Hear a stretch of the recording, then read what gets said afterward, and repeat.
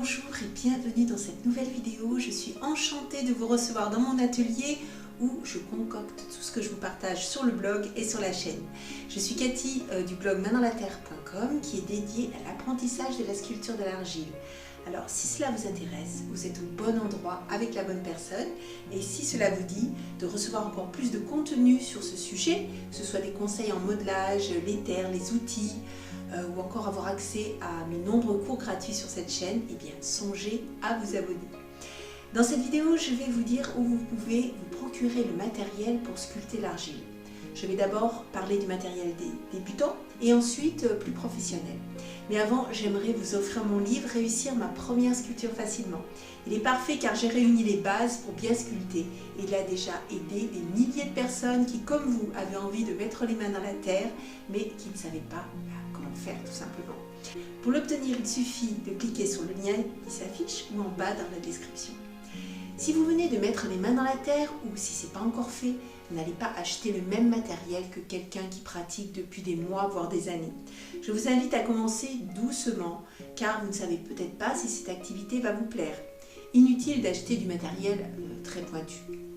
Je voulais d'abord vous préciser que dans cette vidéo, je n'ai aucun partenariat avec les magasins que je vais citer. Ils sont incontournables en France et il y a de grandes chances que ce sera là où vous allez vous fournir. Si vous habitez en Suisse, en Belgique, au Canada ou si vous êtes expatrié, je vous invite à mettre dans les commentaires en dessous les magasins que vous connaissez, comme ça, ça va aider toute la communauté. Alors, les magasins de loisirs créatifs, genre Cultura, Rouget et Pied, le Géant des Beaux-Arts, d'Albe, si vous êtes quelqu'un de créatif, je suis sûre que vous les connaissez. Et si vous avez déjà été dans ce genre de magasin, vous avez pu voir que le rayon sculpture n'est pas très achalandé. Mais vous pouvez quand même trouver ce qu'il faut pour démarrer. Pour la terre cuite, vous n'aurez que la faïence, ce qui est parfait pour tester. Généralement, elle est proposée en blanc, en rouge et quelquefois en noir. Elle est vendue sous forme de 10 kg. Cela peut vous sembler beaucoup, mais vous verrez 10 kg, cela passe très vite, surtout si vous devenez addict. Ah oui, c'est un piège de l'argile. Une fois que vous avez goûté, c'est difficile de s'en passer.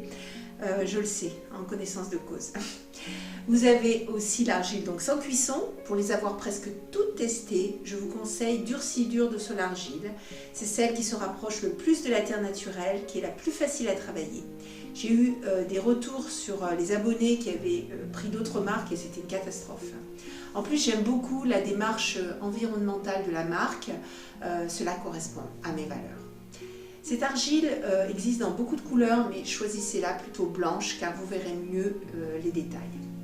En ce qui concerne les outils, le choix va être aussi limité, mais suffisant pour vos premières sculptures.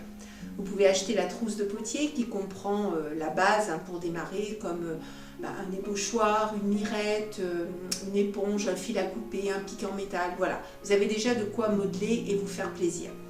Mais la bonne nouvelle est que vous possédez déjà beaucoup d'outils dans votre cuisine. Et ça, le savoir. J'ai fait une vidéo sur ce sujet qui va vous faire des économies. Cliquez sur le lien là pour la visionner. Vous serez étonné d'apprendre que vous pouvez sculpter sans frais. Lorsque vos sculptures seront sèches, si vous utilisez de l'argile sans cuisson ou cuite, si vous avez la possibilité d'avoir accès à un four, il va falloir songer aux finitions et mettre de la couleur sur vos sculptures. Vous avez deux solutions. Je vous rappelle qu'on est dans un magasin de loisirs créatifs, donc le mieux que vous allez, ça va être d'avoir de la peinture acrylique. Mais bon, pour ceux qui me suivent, ils savent que je ne suis pas fan du rendu plastique de celle-ci.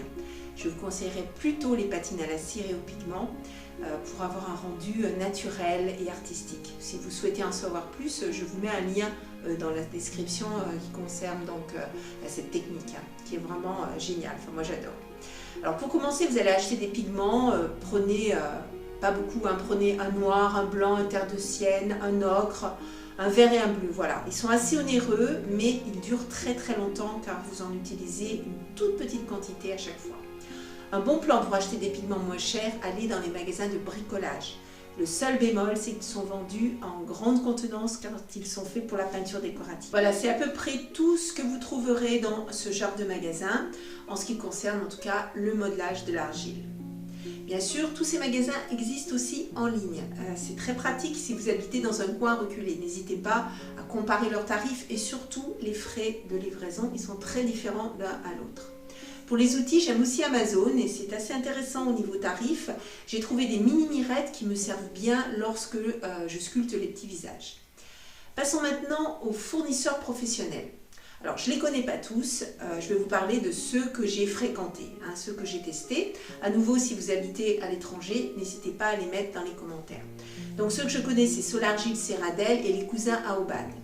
La première fois que je suis rentrée dans ce genre de magasin, j'étais comme une enfant dans un magasin de jouets. Alors, ne tombez pas dans ce piège. C'est sûr que ce qui va attirer vraiment votre attention, c'est le choix des terres. Et réfléchissez en fait, achetez-les en fonction de votre projet créatif. Le mieux c'est de demander aux vendeurs, ils sauront vous conseiller. N'hésitez pas à leur poser des questions sur les qualités, les rendus, les cuissons. C'est l'avantage, contrairement au magasin de loisirs créatifs où vous êtes tout seul devant le rayon, vous avez affaire à de vrais professionnels qui sauront vous orienter vers les bons choix et vos envies du moment. Une fois que vous avez vos terres, jetez un coup d'œil aux outils, c'est pareil, vous devez rester calme devant le choix proposé. Attention, beaucoup sont destinés aux potiers.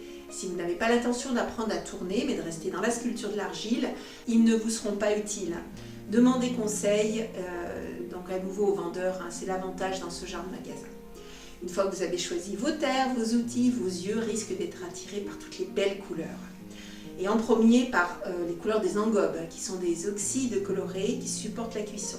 Alors là, le choix est immense, tout comme les pigments dont je vous ai parlé plus haut. Ils ont un certain coût. Par exemple, les rouges et les oranges font partie des plus chers. Alors réfléchissez bien avant d'acheter, si vous en avez l'utilité, parce que vous risquez de vous faire séduire par toutes ces belles couleurs.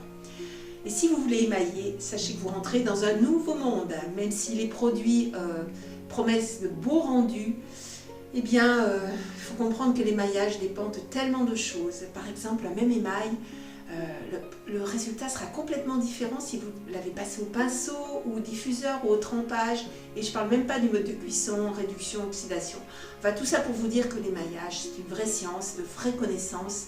Mais vous pouvez quand même vous faire plaisir en regardant le lâcher prise à l'esprit. Et commencez avec un émail transparent qu'on appelle une ouverte, et ça mettra en valeur vos engobes. Bon voilà, vous avez votre terre, vos outils et peut-être vos couleurs, il reste le four.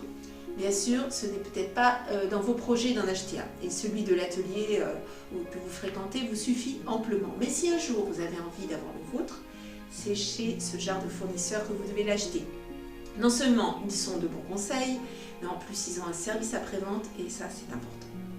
Voilà, cette vidéo est terminée. J'espère que je vous ai éclairé sur vos futurs achats. Pour résumer, si vous commencez à aller plutôt dans un magasin de loisirs créatifs, et quand vous saurez que vous avez vraiment envie de continuer à mettre les mains dans la terre, eh bien préférez sans aucun doute les fournisseurs professionnels. Ils ont aussi d'ailleurs des sites en ligne. Mettez-moi un petit pouce si cette vidéo vous a apporté quelque chose. Là, ça m'encourage vraiment à vous donner encore plus de contenu. N'oubliez pas de vous abonner et de télécharger mon livre. Je vous l'offre avec plaisir. À bientôt. Bye bye.